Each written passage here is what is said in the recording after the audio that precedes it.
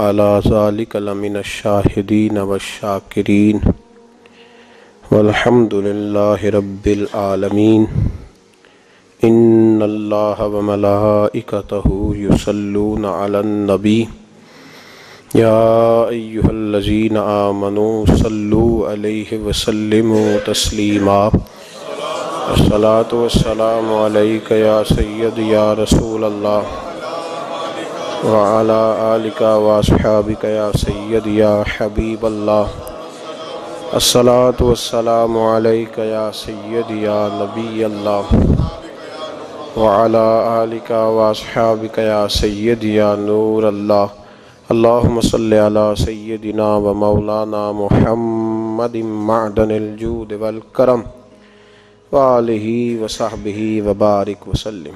حمد الصلاۃ کے بعد سورہ نحل کی وہ آیہ مقدسہ جو ہر جمعۃ المبارک کے خطبوں میں پڑھی جاتی ہے، اور صحابہ کرام علیہم رضوان فرماتے ہیں کہ اگر کوئی شخص ہدایت لینا چاہے تو اس کے لیے قرآن پاک کی یہ آیت ہی بہت کافی ہے۔ ہر جگہ اس کا تذکرہ ہے، ہر موقع پر اس کو بیان کیا جاتا ہے۔ اللہ تبارک و تعالی نے فرمایا ان اللہ، بے شک اللہ، یأمرو، تمہیں حکم دیتا ہے، بالعدل، عدل کا، والاحسان، اور احسان کا۔ بے شک اللہ تمہیں عدل اور احسان کا حکم دیتا ہے۔ قرآن مجید سارا ہی اللہ کا حکم ہے۔ قرآن پاک کا ہر فقرہ ہی تائید ہے اور مضبوطی ہے، لیکن کچھ آیات ایسی ہیں جن کا انداز تکلم بھی بڑا نرالا ہے۔ ان اللہ، بے شک اللہ، قرآن مجید کے انداز گفتگو پہ غور فرمائیے۔ ان اللہ، بے شک اللہ، یأمرو، تمہیں حکم دیتا ہے، بالعدل، عدل کا، انصاف کا۔ اللہ تمہیں حکم کرتا ہے، یہ تاکید ہے تمہارے لیے، زور ہے اس بات پر، اصرار ہے، حکم ہے کہ تم نے کبھی بھی عدل کا دامن نہیں چھوڑنا۔ نبی پاک صلی اللہ تعالی علیہ وسلم نے دنیا کو عدل سے، انصاف سے، مساوات اور برابری سے بھر ڈالا ہے۔ معاشروں میں جب عدل ہوتا ہے تو سکون ہوتا ہے، جب انصاف ہوتا ہے تو آسانیاں ہوتی ہیں۔ امام حسن رضی اللہ تعالیٰ عنہ فرمایا کرتے تھے، جس معاشرے میں غریبوں پہ ظلم ہوتا ہے نا، وہاں ایک وقت آتا ہے کہ امیروں پہ بھی شروع ہو جاتا ہے۔ اس بات کو یاد رکھیے گا۔ پھر سنیں، امام حسن فرمایا کرتے تھے کہ جس معاشرے میں غریبوں پہ ظلم ہو اور ظلم کو روکا نہ جائے تو پھر اس معاشرے کے امیر بھی ظلم سے محفوظ نہیں رہتے۔ عدل کا فائدہ ہر آدمی کو ہوتا ہے۔ عدل ہے کیا؟ عدل مساوات کو، برابری کو کہتے ہیں، سب کے ساتھ ایک جیسا سلوک۔ ہمارے ہاں سب سے زیادہ کمی جس چیز کی ہے وہ عدل ہے، وہ انصاف ہے۔ عدل اور انصاف مساوات اور برابری کے معنوں میں چونکہ استعمال ہوتا ہے، تو یہاں کوئی شخص بھی کسی بھی لحاظ سے اپنے آپ کو عدل کے لیے پیش کرنے کو تیار نہیں، محاسبہ نہیں۔ مساوات کا مطلب برابری ہے نا جی، لیکن کوئی شخص بھی تیار نہیں کہ میں بل جمع کرانے گیا ہوں تو چلو میں لائن میں لگ جاؤں۔ کہتے میرا اکاؤنٹ ہے، مینیجر میرا واقف ہے، لہذا میں یہ کام نہیں کروں گا، میں تو ڈائریکٹ جاؤں گا۔ بتائیے انصاف قائم ہوگا؟ رشوت کا بازار کب گرم ہوتا ہے؟ جب پاسپورٹ کے آفس جانے والے لوگ کہتے ہیں نا کہ لائن میں نہیں لگا جاتا ٹوکن کے لیے، لہذا 500 دو کسی کو، تو عدل قائم ہوگا؟ انصاف ہوگا اس طرح؟ ہم تو تقاضا روز کر رہے ہیں کہ حکومتیں ظالم ہیں بھی، فلاں آدمی بڑا صفاق ہے، فلاں لوگ جو ہیں وہ پیسے کے لیے سارا کچھ کر رہے ہیں، لیکن کیا ہم اپنی ذات سے تقاضا عدل شروع کرنا ہے؟ کیا ہر گھر کے اندر صرف بہو ظالم ہوتی ہے؟ سسر سے کبھی غلطی نہیں ہوئی؟ ساس سے کبھی کوئی، اس سے کبھی کوئی صاحب نہیں ہوا؟ کیا ہم نے اپنے آپ کو کبھی پیش کیا ہے؟ کچھ ایسی جگہ ہیں جہاں ہم اپنے آپ کو پیش کر سکتے ہیں کہ نہیں یہاں جناب مجھ سے بھی پوچھ لو، میری بھی فلاں موقع پر غلطی ہے؟ انصاف تو ذات سے شروع ہوتا ہے۔ حضرت نعمان بن بشیر رضی اللہ تعالیٰ عنہ فرماتے ہیں کہ میں نے محبوب سے سیکھا ہے کہ انصاف گھر کے اندر سے شروع ہوتا ہے۔ کہاں سے؟ گھروں میں انصاف ہوتا ہے تو کچہریوں تک آتا ہے، اور جب گھروں میں نہیں ہوتا تو پھر بس باہر اس کی تقسیم کیسے ہوگی؟ حضرت نعمان بن بشیر رضی اللہ تعالیٰ عنہ فرماتے ہیں، ابو داؤد شریف کی حدیث ہے، فرماتے ہیں میں نبی پاک صلی اللہ علیہ وسلم کا خدمت گزار تھا، محبوب کا فرما بردار تھا، اور ماں باپ کا بھی فرما بردار تھا۔ میرا ایک بھائی تھا جو نافرمان تھا، میرے والد گرامی مجھ سے راضی رہتے تھے چونکہ میں فرما بردار تھا، اور اس بھائی سے ناراض رہتے تھے۔ میرے ابا جی نے میرے لیے گھوڑا خریدا، اور گھوڑا خرید کر کے مسجد نبوی شریف میں لائے۔ عرض کرنے لگے یا رسول اللہ صلی اللہ علیہ وسلم، یہ میرا بیٹا ہے نعمان، آپ کا بھی فرما بردار ہے، میرا بھی فرما بردار ہے، میں نے اس کے لیے نا یہ گھوڑا خریدا ہے، تو میں اس گھوڑے کی لگام آپ کے سامنے اس کے ہاتھ میں دینا چاہتا ہوں تاکہ آپ گواہ بن جائیں کہ میں نے بیٹے کو یہ ہبہ کر دیا ہے، دے دیا ہے۔ تو محبوب پاک علیہ السلام نے میرے والد کی طرف دیکھ کے فرمایا دوسرے بیٹے کو بھی گھوڑا لے کے دیا ہے؟ دوسرے کو بھی دیا ہے؟ عرض کی حضور نہیں، اس کو نہیں دیا۔ تو لفظ ہیں ابو داؤد میں، نبی پاک نے فرمایا پھر تو گناہ اور زیادتی پر مجھے گواہ بنانے آ گیا۔ اور دو جملوں میں میرے محبوب پاک علیہ السلام نے ہمیں بتلایا کہ عدل کہاں سے شروع ہوتا ہے۔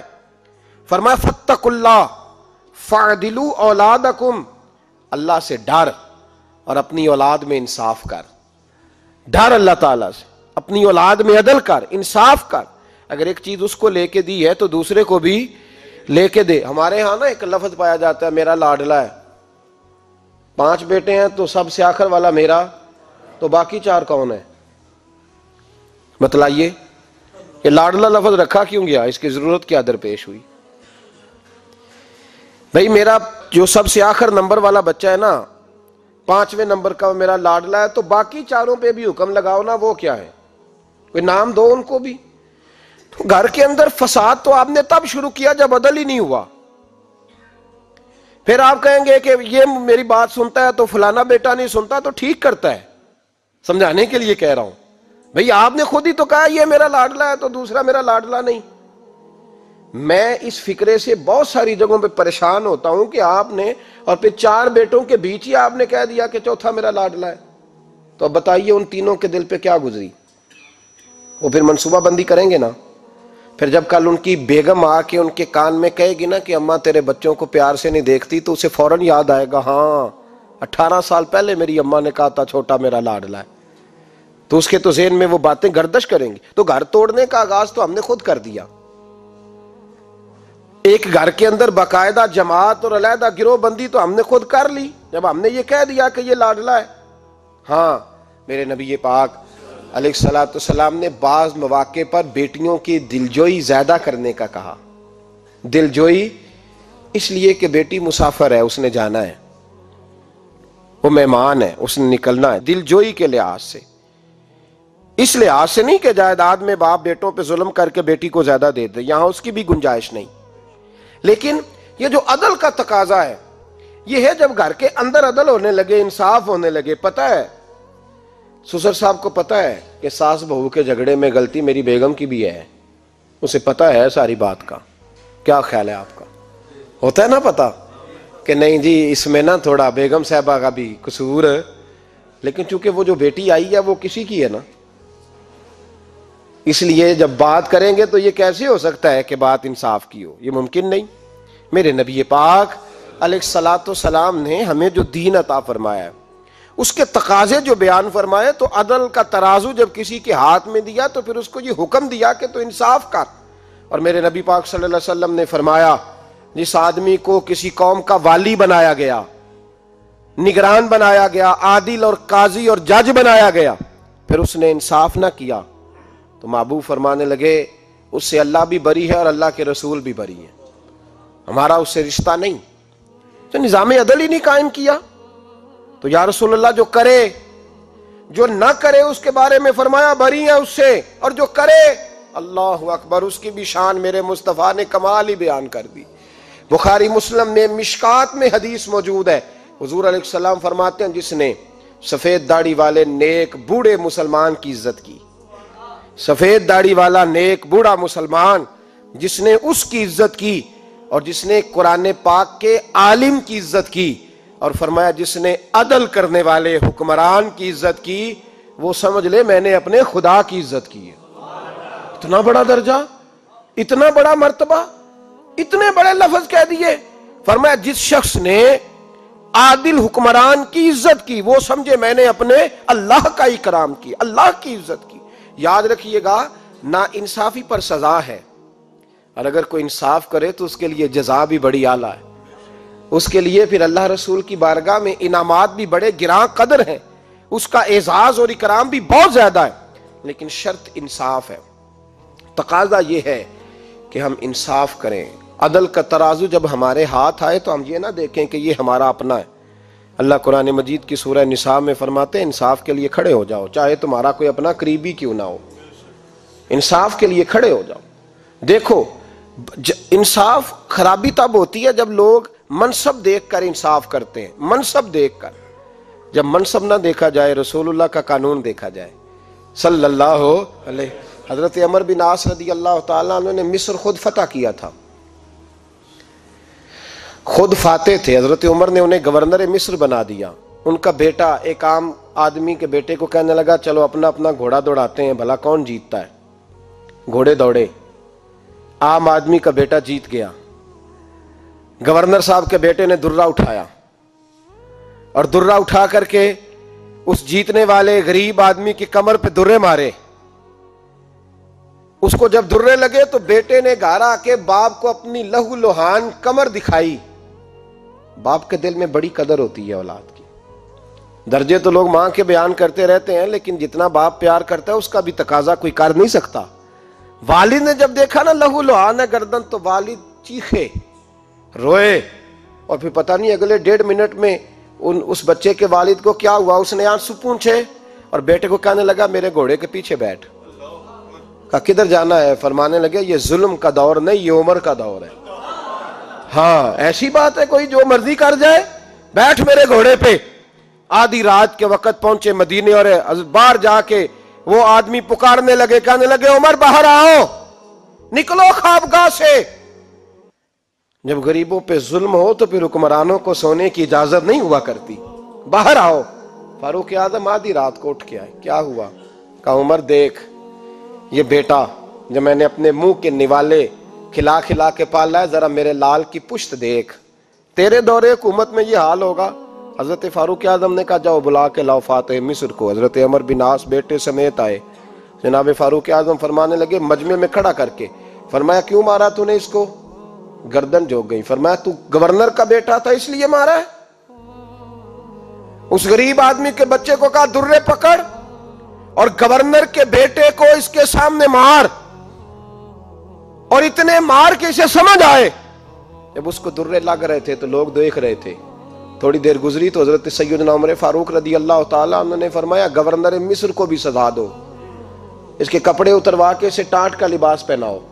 لوگ کہنے لگے حضور گورنر صاحب کی کیا غلطی؟ سنو اور یاد رکھنا۔ حضرت فاروق اعظم کہنے لگے اس بچے کے دل میں بات ڈالی کس نے کہ تو گورنر کا بیٹا ہے؟ کس نے بات ڈالی کہ تو چودھری کا بیٹا اور باقی کمی ہوتے ہیں؟ کس نے سکھایا اسے؟ وہ طاقتیں بھی ہم کچلیں گے جو سکھاتی ہیں کہ فلانا بڑا ہے فلانا چھوٹا ہے۔ فرمایا نا، جب کوئی رسول اللہ کا کلمہ پڑھ لیتے ہیں وہ برابر ہو جایا کرتے ہیں۔ اس کو کس نے سکھایا؟ کس نے سکھایا اس کو؟ گورنر کو بھی۔ اور پھر حضرت عمر نے تاریخی جملہ کہا، حضرت عمر بن عاص کی طرف دیکھ کے فرمایا جب اللہ نے ان لوگوں کو آزاد پیدا کیا تم نے کیوں غلام بنا لیا ہے؟ جب رب نے آزاد پیدا کیا تم نے کیوں غلام بنایا ہے؟ عزیزو یاد رکھو، جب انصاف کا بول بالا ہوتا ہے پھر کوئی آدمی ڈرتا ہے، یہاں انصاف نہیں ملتا۔ اور میں آپ خود ایک بات یاد آ گئی، حضرت عمر کا زمانہ تھا تو غسان کے بادشاہ نے کلمہ پڑھ لیا۔ جو لوگ غریب کہلاتے ہیں نا وہ ذرا میری بات پہ زیادہ توجہ کریں، غریبوں کو سنانے لگا ہوں، غریب ذرا توجہ کریں۔ غسان کے بادشاہ نے اسلام قبول کر لیا، اور اسلام قبول کرتے ہی وہ آئے حج کرنے۔ حج کے بعد فارغ ہوئے تو ایک نفلی طواف کر رہا تھا غسان کا بادشاہ، شاہ غسان۔ آج تو خانہ کعبہ میں بھی وی آئی پی پروٹوکول ملتا ہے، آج تو مسجد نبی میں بھی وی آئی پی پروٹوکول ہوتا ہے، یہاں آ کے بھی، یہاں بھی، اور دیکھتے صحیح تو کھڑا کہاں ہے، یہاں بھی پولیس والوں نے بازو پکڑے۔ سوچو تو صحیح، یہ حال کر دیا تم نے مذہب کا۔ طواف کعبہ ہو رہا ہے اور غسان کے بادشاہ نے جبہ پہنا ہوا ہے باریک اور لمبا، وہ طواف کعبہ کر رہا تھا تو ایک غریب آدمی کا پیر اس کے جبے پہ آ گیا۔ جب پیر آیا تو اس نے پلٹ کے غریب کے منہ پہ تھپڑ مارا۔ جب تھپڑ مارا تو اس غریب نے سیدنا فاروق اعظم کی عدالت میں مقدمہ کر دیا، کہا بادشاہ نے تھپڑ مارا ہے۔ حضرت عمر فاروق رضی اللہ تعالیٰ عنہ نے بادشاہ کو بلایا، فرمایا تو نے اس غریب کو مارا ہے؟ کہا جناب اس نے پیر رکھا تھا۔ تو فرمایا پیر رکھا تھا تو کیا ہو گیا، تو نے کیوں لمبا جبہ پہنا تھا، تجھے سمٹ کے چلنا چاہیے تھا۔ کہا میرے لیے حکم کیا ہے؟ حضرت عمر کہنے لگے یہاں اسے رات میں راضی کر لے، ورنہ صبح اسی جگہ اسی کونے میں خانہ کعبہ کے سائے میں وہ غریب تیرے منہ پہ تھپڑ مارے گا اور تجھے تھپڑ کھانا پڑے گا۔ غریبوں سنو سنو، ساری رات وہ غسان کا بادشاہ غریب کی منت کرتا رہا تو راضی ہو جا۔ غریبوں تم سے شکوہ ہے، تم 2-4 لاکھ پہ راضی ہو جاتے ہو۔ غریبوں تم سے شکوہ ہے، تم انصاف ہونے نہیں دیتے۔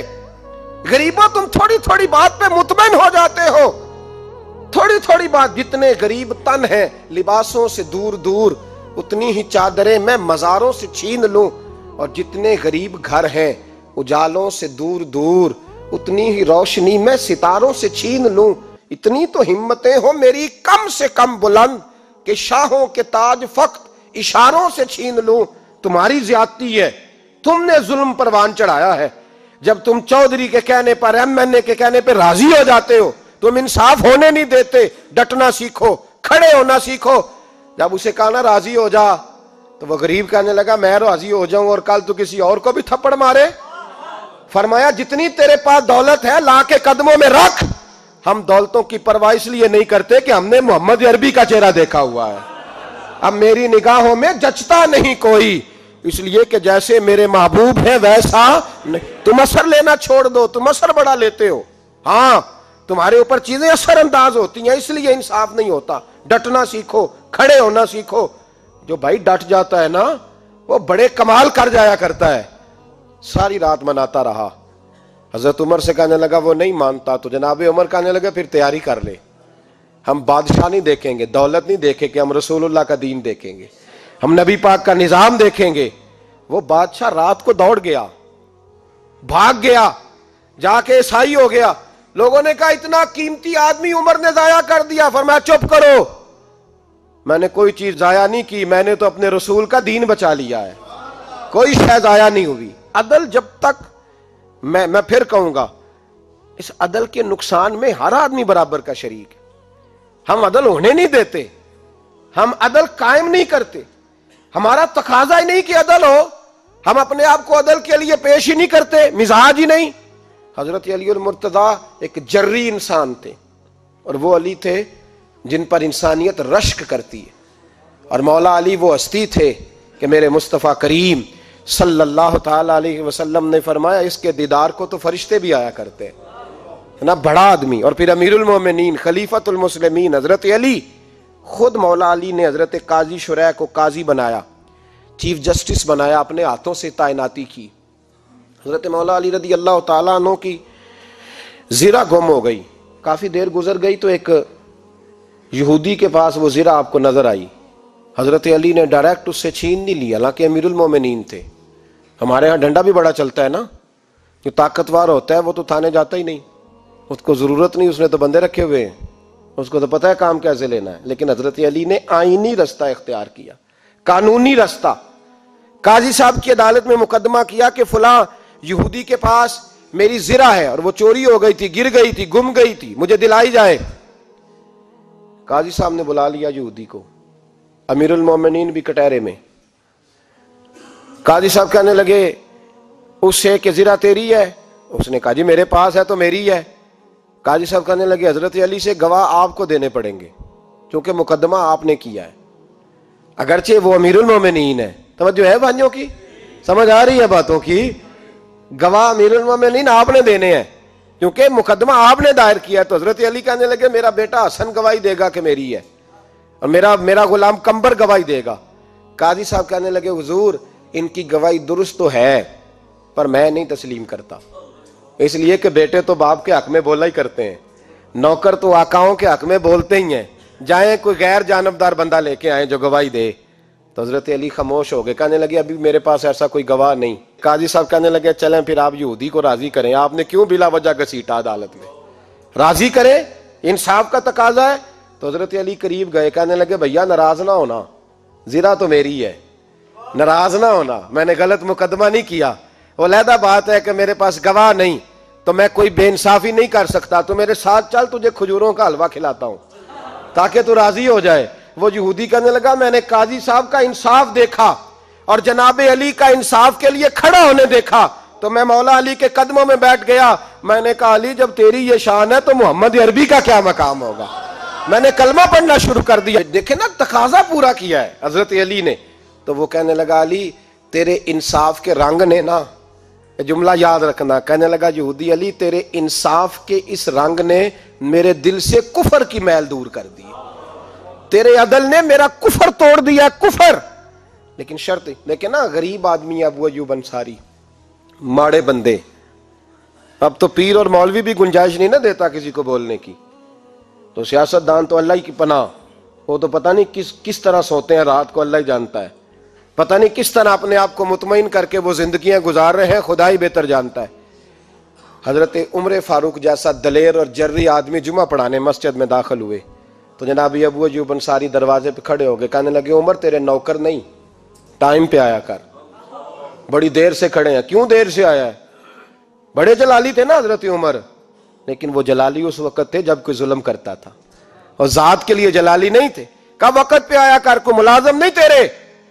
تو سیدنا فاروق اعظم منبر پہ چڑھے اور فرمانے لگے اللہ ابو ایوب انصاری کا بھلا کرے, جب تک اس طرح کے لوگ موجود ہیں کوئی بادشاہ بگڑے گا نہیں, اللہ اس کا بھلا کرے, اس نے میری توجہ صحیح. اور پھر عمر رو پڑے, رو کے فرمانے لگے مسلمانوں معاف کر دو, غلطی کوئی نہیں, میرے پاس کرتا ایک ہی ہے, اور عبداللہ کی ماں نے وہ دھو کے خشک ہونے کو ڈال دیا تھا, غریب ہوں, کرتا دوسرا کوئی نہیں, تو وہ ذرا نا خشک ہونے میں آ کے دیکھ لو ابھی بھی گیلا ہے, مجھے معاف کر دو, میری غلطی نہیں ہے. صحابہ درد کے ساتھ رونے لگے اور کہنے لگے اللہ اس طرح کے حکمران ہمیشہ عطا کرتا رہے. میرے بھائی تو انصاف کا رنگ تو دیکھ, ان تقاضوں کو سمجھنا. یہاں کسی کی جرت ہے بول سکے, طاقت ہے کسی کی, لیکن انہوں نے اپنے آپ کو پیش کیا, سامنے پیش کیا اپنے آپ لوگوں کے سامنے. دو مال غنیمت کی چادریں بانٹ رہی ہیں, سب کو ایک ایک ملی ہے. فاروق اعظم جمعہ پڑھانے آئے تو اسی چادر کا کرتا, اسی کی تامت, لوگ کھڑے ہو گئے, عمر بتا تو نے دو کیوں لی, یہ انصاف ہے, یہ عدل ہے, کیوں لی دو؟ تو حضرت عمر کہنے لگے میرا بیٹا جواب دے گا. عبداللہ بن عمر بولے, کہنے لگے ابا جی کے کپڑے بڑے پرانے ہو گئے تھے, میں نے اپنے حصے کی بھی اپنے ابا جی کو دے دی ہے. دیکھیں نا یہ انصاف میرے نبی پاک نے کیا ہے, صحابہ نے سیکھا ہے. میں اور آپ تیار نہیں, ہم تیار نہیں انصاف کے لیے, ہمارا مزاج نہیں انصاف کا, ہمیں خود بہت سارا آگے پیش ہو کے رنگ دکھانا پڑے گا, اس کے لیے ہماری تیاری نہیں. اس لیے ہم حکمرانوں کو گالی دے کے چپ کر جاتے ہیں, اس لیے ہم وکیلوں کے کہتے ہیں بکتے بڑا ہیں, جج بکتے, یہ باتیں کر کے ہم خاموش ہیں. ہم پیش نہیں کر پا رہے, ابھی تک ہم اپنے آپ کو کھڑا نہیں کر پا رہے کہ ہم سے مطالبہ کرو انصاف کا, کھڑا نہیں. حضرت سیدنا علی المرتضیٰ شیر خدا رضی اللہ تعالیٰ عنہ فرماتے ہیں بدر کے لیے جب جا رہے تھے تو سواری ایک تھی, سوار تین تھے, ایک سواری اور سوار تین. فرماتے ہیں نبی پاک صلی اللہ علیہ وسلم نے فرمایا تین کٹھے نہ بیٹھنا, دو بیٹھیں, سواریوں کو تکلیف ہوتی ہے. قربان جاؤں کیسا رسول دیا ہے جو جانوروں کے حقوق کا بھی خیال فرماتے ہیں صلی اللہ علیہ وسلم. فرمایا دو بیٹھیں.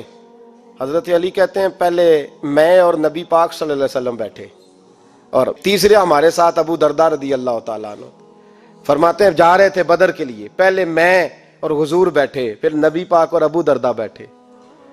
فرماتے ہیں پھر نمبر لگ گیا میرا اور ابو دردہ کا، اور مصطفیٰ نے گھوڑے کی لگام تھامی تو حضرت ابو دردہ تڑپ اٹھے، کہنے لگے علی نہ طبیعت مانتی ہے، نہ ادب مانتا ہے، نہ عشق مانتا ہے، تو اس طرح کر، میں تو چھوٹا ہوں، آپ کہیے رسول پاک سے، آپ ہر لحاظ سے بڑے ہیں، آپ عرض کیجئے کہ حضور نہ ادب مانتا ہے، نہ عشق مانتا ہے، نہ پیار مانتا ہے، نہ تقاضا ہے، مہربانی کرے آ جائیں۔ حضرت علی ہاتھ باندھ کے عرض کرنے لگے محبوبہ ٹھیک ہے، باری آپ کی پیدل چلنے کی ہے، پر مہربانی کریں، ادب پیار اور محبت مجبور کر رہی ہے۔ تو حضور نے فرمایا علی چپ کر، میں عدل نہیں کروں گا تو لوگ عدل سیکھیں گے کیسے؟ اگر میں عدل نہیں کروں گا تو قوم سیکھے گی کیسے؟ مجھے عدل کرنے دے، انصاف کرنے دے، فرمایا چلنے دے مجھے پیدل، کچھ نہیں ہوتا۔ تقاضا عدل جب تک پورا نہیں ہوتا، آپ یقین کریں میرے صاحب کہا کرتے تھے میں عدالت کو عدالت نہیں کہتا، کچہری کہتا ہوں، اس لیے کہ عدالت وہ ہوتی ہے جہاں عدل ہوتا ہے۔ یہاں تو حال یہ ہے، بتائیے وکیل کو نہیں پتا ہوتا کہ جو میرے پاس آیا یہ غلط آدمی ہے، وہ اس کی حمایت کرتا ہے کہ نہیں، اس کے ساتھ چلتا ہے کہ نہیں، جھوٹ کے ساتھ آخر تک لڑتا ہے کہ نہیں لڑتا، جو گواہ بن کے جا رہے ہوتے ہیں انہیں پتا ہوتا ہے کہ نہیں کہ ہم جھوٹے کی گواہی دینے جا رہے ہیں، تو پھر کیا سارا ظلم حکومتیں کر رہی ہیں؟ معاشرہ بھی تو اپنی ترتیب بدلے نا، لوگ بھی تو اپنا رنگ بدلے نا، لوگ بھی تو طبیعت بدلے نا۔ کون منتخب کرتا ہے انہیں ظالموں کو؟ عوام، اور پھر اس کے بعد شکوہ بھی عوام ہی کرتی ہے۔ خدا را تقاضے سمجھو، مزاج سمجھو، طبیعت سمجھو اسلام کی۔ میرے نبی پاک صلی اللہ علیہ وسلم نے عدل کا بول بالا کیا، ہر مقام پر، ہر نقطے پر رسول پاک صلی اللہ علیہ وسلم نے عدل عدل اور عدل کی آواز بلند فرمائی۔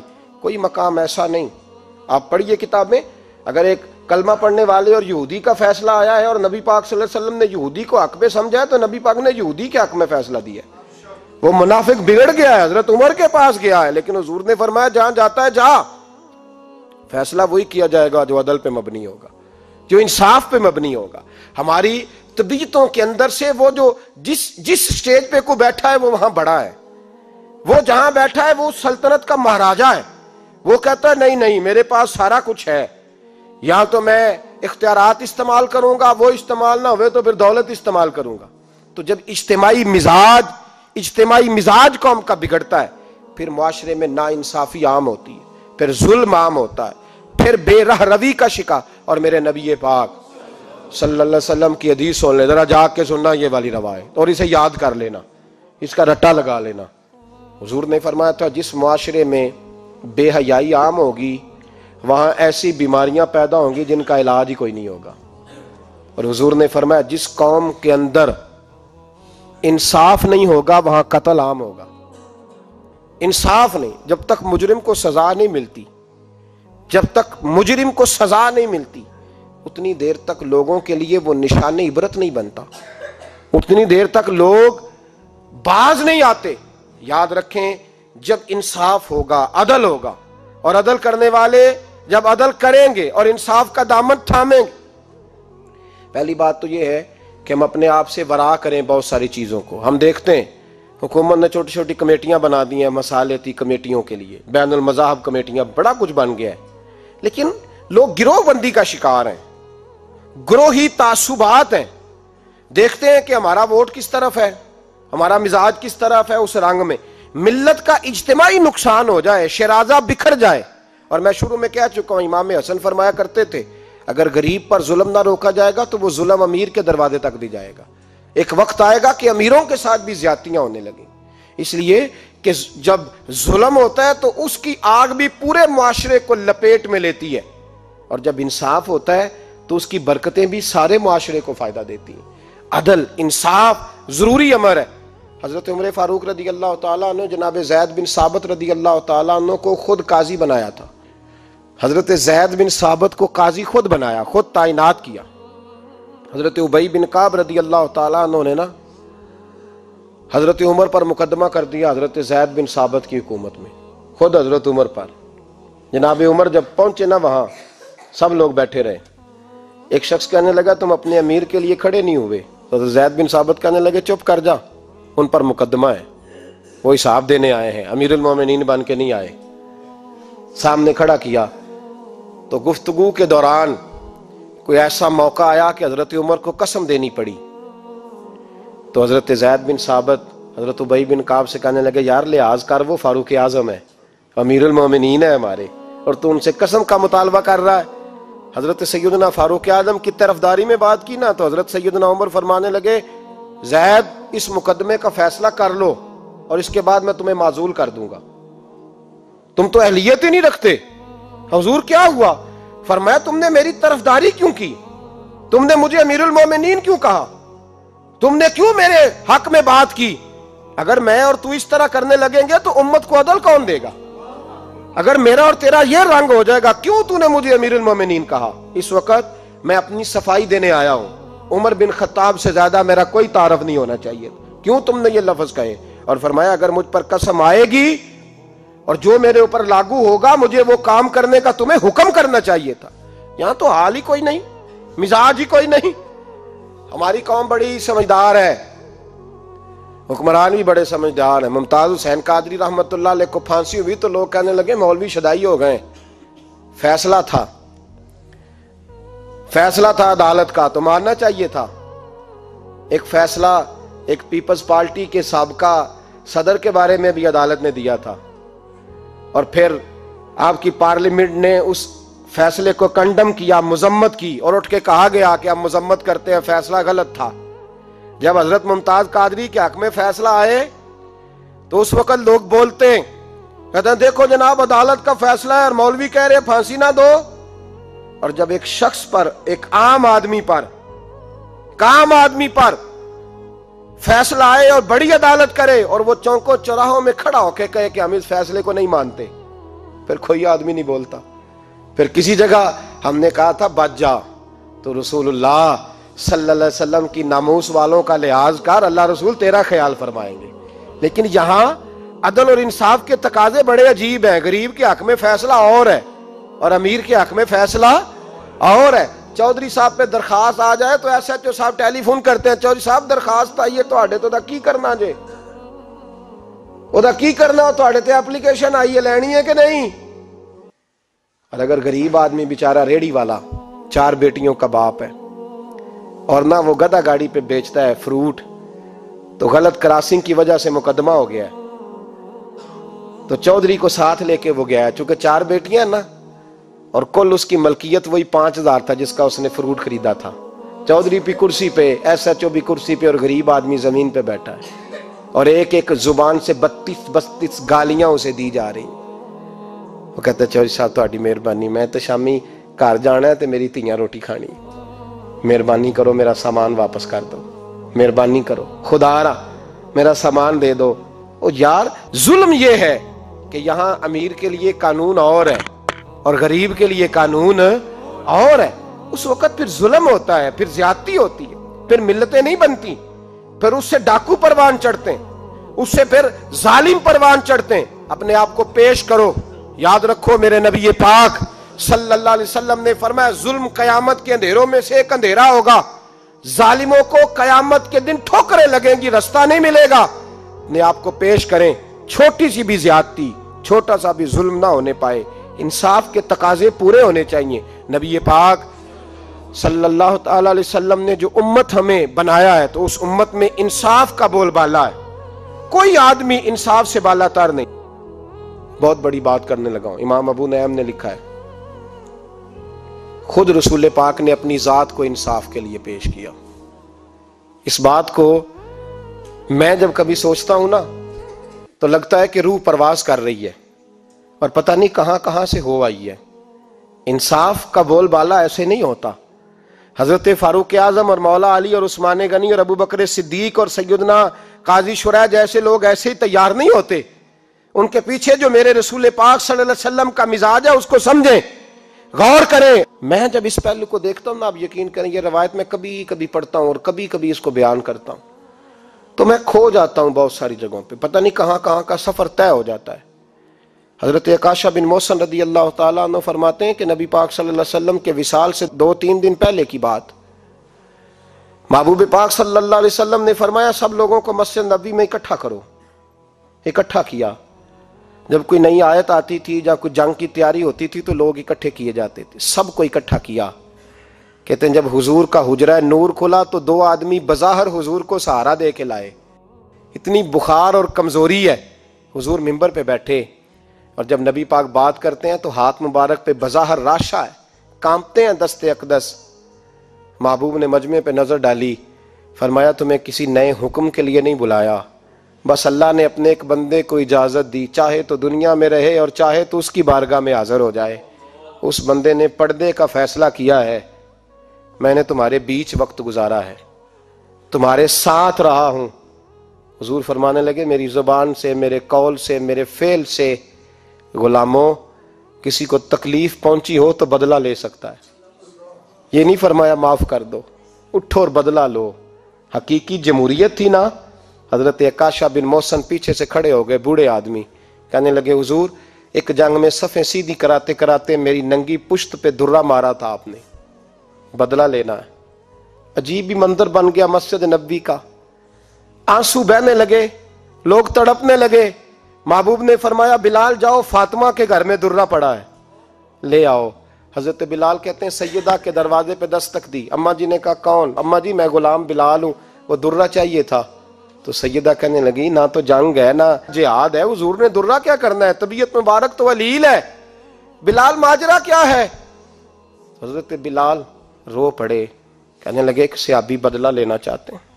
حضرت فاطمہ نے امام حسن اور حسین کو باہر نکالا، درہ دیا، کہنے لگی بلال عکاشہ سے کہنا میرے بیٹوں کے وجود پہ 100 درے مارے، انہوں نے فاطمہ کا دودھ پیا، سی کوئی نہیں کریں گے لیکن حضور تک کوئی نہ جائے، اور میں نے ویسے بھی حضور پر قربان کرنے کے لیے پیدا کیے۔ سیدنا بلال حبشی رضی اللہ تعالیٰ عنہ فرماتے ہیں میں روتا ہوا درہ لیا، شہزادے لیے، اور میں جب حاضر خدمت ہوا نا حضور کے دروازے پہ داخل ہوا، محبوب پاک صلی اللہ علیہ وسلم نے امام حسن اور حسین کو دیکھا تو حضور رو پڑے، فرمانے لگے انہیں بٹھا دو، مجھے پتا ہے فاطمہ نے کیا کہہ کے بھیجا، بٹھاؤ۔ شہزادے بیٹھ گئے، میرے محبوب پاک علیہ السلام نے فرمایا عکاشہ کو درہ دو۔ حضرت عکاشہ کہتے میں درہ لے کے آگے بڑھا تو کسی نے میرا پیر تھاما، جب میں نے نیچے دیکھا تو ابو بکر صدیق تھے، کہنے لگے یار میری کمر پہ مار، حضور کے قریب نہ جانا۔ نبی پاک نے فرمایا صدیق ہٹ جا یار بیچ میں سے آنے دے۔ کہتے میں ذرا آگے بڑھا تو مولا علی شیر خدا نے میرا پیر تھاما، عکاشہ نہ کر، میں نے کہا آنے دو۔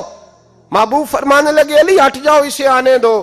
حضرت علی شیر خدا بھی ہٹ گئے، جناب عکاشہ قریب آئے، کہا حضور ذرا کمر سے کپڑا تو ہٹائیں، میری پشت اس وقت بغیر کپڑے کی تھی۔ محبوب نے کپڑا ہٹایا اور جناب عکاشہ نے درہ جو اٹھایا تو صحابہ کی چیخیں نکل گئیں، رونے لگے اور نہ کرنا یار نہ کرنا۔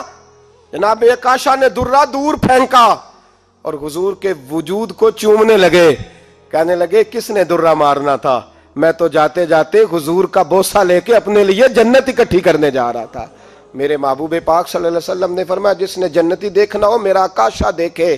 امت کو درس دیا، امت کو درس دیا، پیش کر اپنے آپ کو انصاف کے لیے، آگے بڑھ، پیش کر اپنے آپ کو انصاف کے لیے اور کھڑا ہو جا عدل کے لیے۔ ان اللہ یأمر بالعدل والاحسان، اللہ تمہیں حکم دیتا ہے عدل کا۔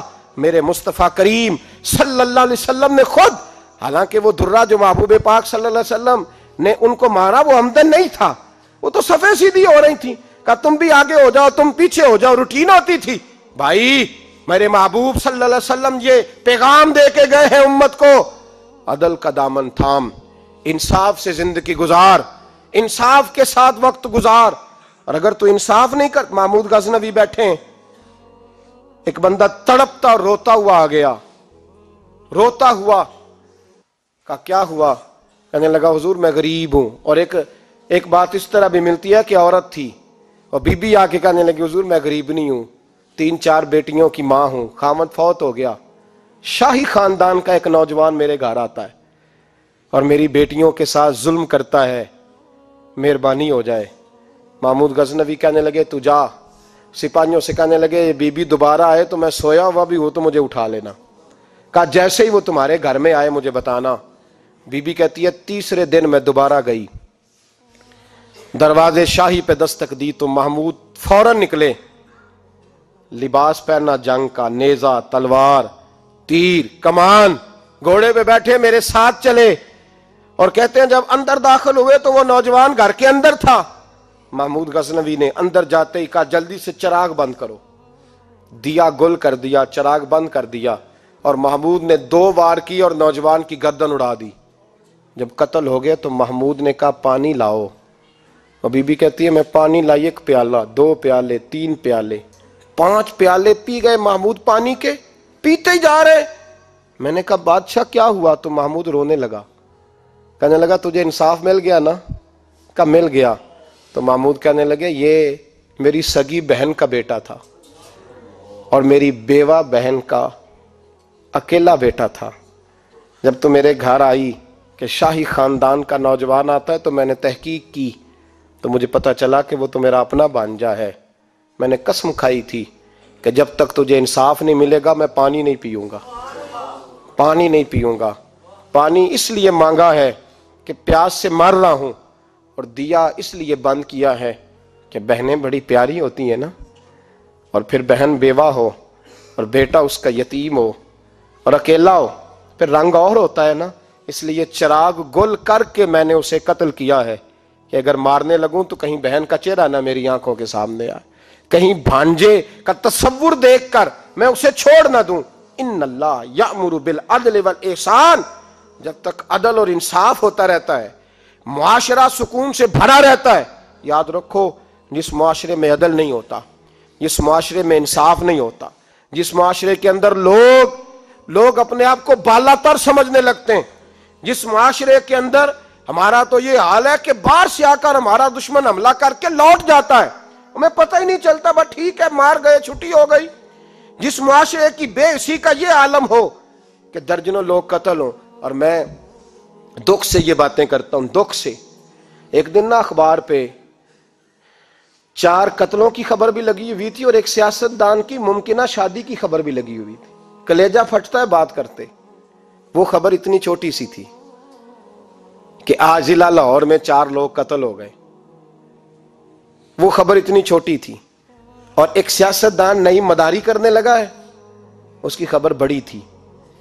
اور قوم وہ ٹھیک ہے، پڑھنے والا بھی ایسا ہی ہے، میری طرح کے لوگ، انہوں نے وہ کہا وہ قتل تو روز ہوتے رہتے ہیں، یہ عام سے لوگ ہیں، غریب لوگ، یہ گاجر مولی ہیں، کوئی برج نہیں، کٹ گئے تو یہ شادی کی خبر بڑی ہے، اس پہ تبصرہ ہونا چاہیے۔